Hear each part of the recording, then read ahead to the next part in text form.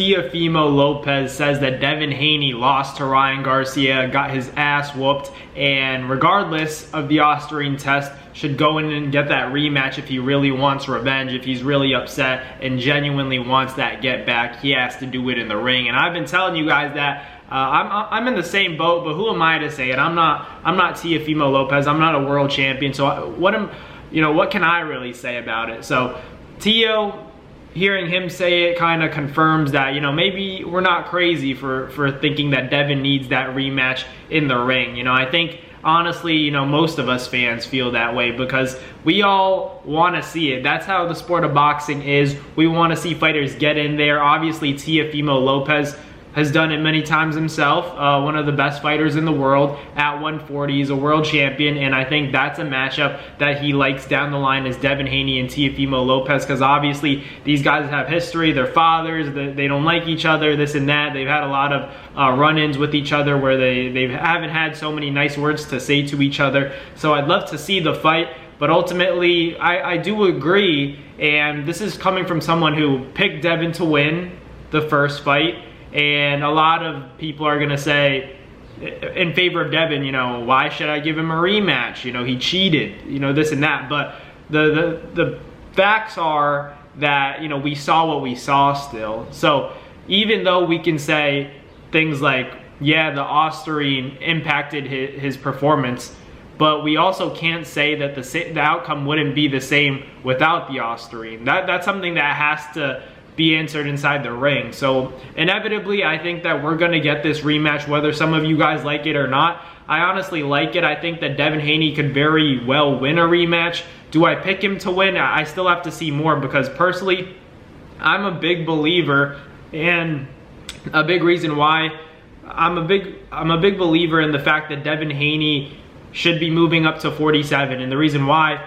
is because I saw him at the weigh-in. I saw him with my own eyes, and I saw him days before that as well at the open workout, and then the press conference where he had to answer questions. And honestly, he had shades on. He was sipping water. I know that, physically looking at him, that cut wasn't easy for him. I could hear it in his voice. I could see it in his cheeks, his eyes. His bones were very pronounced. You could see them, like very sucked in his cheeks. So this is all stuff that, whether you guys want to believe it or not, plays a factor in fights. I'm not here to say that even a healthy Devon Haney going in there wouldn't have gotten, hurt multiple times, wouldn't have gotten dropped.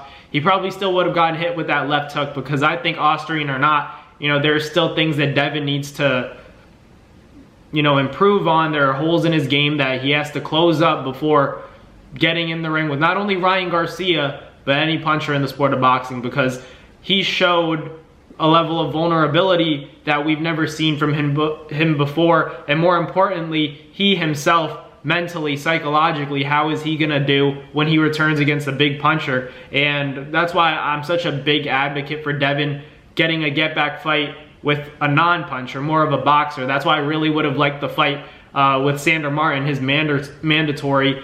So I was a little bit sad that, Eddie Hearn didn't put a purse bid on that and try to, make an offer. Inevitably, Top Rank was the highest bidder for that. But I also understand where Eddie Hearn's coming from, because, honestly, you don't make a lot of money in that fight, promoting that kind of fight. So it is what it is. That's just the business of boxing. I think that Ryan Garcia is such a popping name right now, in the headlines especially. And I'm not saying it's a good thing. I'm not saying it's a bad thing, because obviously people like to say any press is good press, but at the same time, what Ryan Garcia has to say in order to get his name in the headlines can sometimes be controversial, and I don't always agree with it. But the facts are that, Ryan Garcia is probably the biggest name in the sport of boxing right now. Besides Canelo.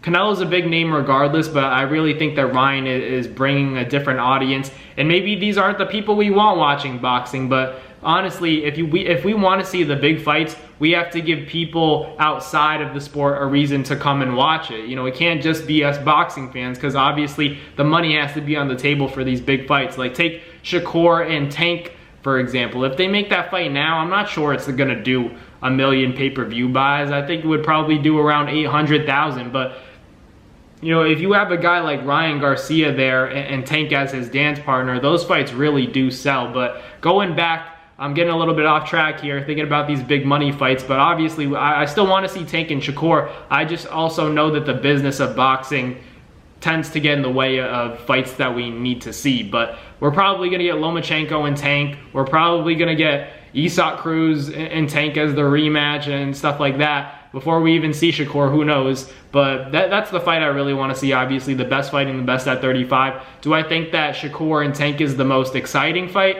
I don't think it's more exciting than Loma and Tank, because I think Loma, you know, his style is really going to be conducive for Tank to land something big. And as effective as Lomachenko's style is, I think it's going to get him to run into something. The angles, the pivoting, the come forward style that Loma has, I think is tailor-made for Tank to land him with something big and set a trap for him. So we'll see with that. But just going back to Devin, I think, yeah, I agree with Teo in the fact that maybe in less harsher words, because I'm not Teofimo Lopez and I'm not someone that's going to be fighting Devon Haney, so I have to choose my words a little bit more wisely here. And I have respect for Devon Haney. I still think he's one of the best boxers in the sport, but I don't want to say got exposed, but there were definitely holes in his game that got exposed. And you know, Floyd talked about his ab judo, was on the live with him talking about that bow and arrow jab. And yeah, but if you look at any boxer, really, they're able to get away with that kind of stuff. It's just Ryan Garcia timed him. Whether or not people want to admit it, it's just the fact that Ryan Garcia timed him. And obviously, you know, Devin keeping his hands at home, his right hand at home, would have negated that left hook. Not negated it, but took off the steam of that shot. You wouldn't have landed it on his chin clean. So that's where the real issue is. But if you look at a lot of boxers, like I saw a boxing account, you know, showing Floyd Mayweather shooting the jab and also, you know, not covering his chin. But these guys are at the professional level, as good as they are, they're not going to have perfect technique all the time. Every fighter is different. Every fighter has different styles. Fighters are faster than other fighters, so they're going to be able to get away with that. But Ryan Garcia, people don't want to give Ryan credit for the fact that he has good timing. You know, he has good timing. That left hook is God-given, and no one else has a left hook like Ryan Garcia, and Devin got caught with it. I feel like people just overcomplicate it. Like, as much as I like Devin, I think Ryan Garcia deserves that ban, but still, I believe that the facts are the facts. Like, we saw what happened to Devin. We saw him get timed. I think it's as simple as that.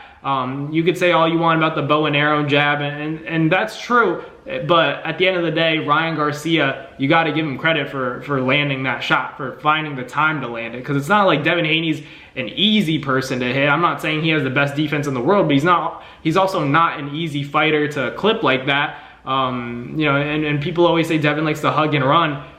He did what we wanted him to do, you know, and then people start, like myself, I'm being a hypocrite right now because I'm saying he didn't fight the game plan that he should have, but he made it a more entertaining fight, that's for sure. But he paid, you know, the ultimate price for it, you know, taking a lot of damage in that fight against Ryan Garcia. But it was a very exciting fight regardless. Obviously, you don't want to, you know, condone the cheating. I don't condone the cheating, but whether or not, you know, whatever I say doesn't impact Ryan Garcia's suspension. And I honestly think that was a very, you know, entertaining outcome. And, you know, maybe Ryan Garcia does get the loss, or, you know, the no contest gets overturned to a loss for Ryan Garcia. But we, you know, real boxing fans know what we saw. And for Devin Haney to prove everybody wrong and, you know, shut everybody up, he's gonna have to fight him in a rematch. How can you not? You know, you think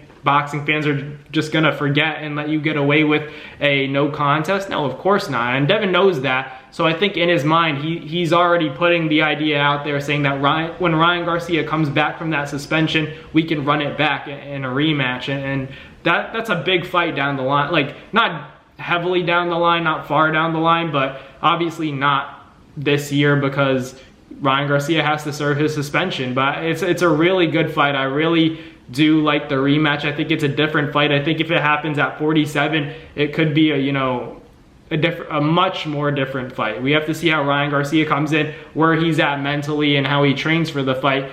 Because Devon Haney, bagged rounds 2 to 5, but obviously couldn't solve the puzzle of Ryan Garcia's left hook and negate it. So let me know in the comments what you guys think. Does Devon Haney need the rematch against Ryan Garcia? I personally think he does, but let me know in the comments what you guys think. Thank you guys for watching today's video, and I'll catch you guys on the next one. Peace. Have a blessed day. That's going to do it for another Nads Fight Media video, guys. Thank you guys so much for watching. It's been your boy, Matt Nabong, with another video. Hope you guys enjoyed it all. Thank you guys for the constant support. Salute to y'all always. It's been your boy.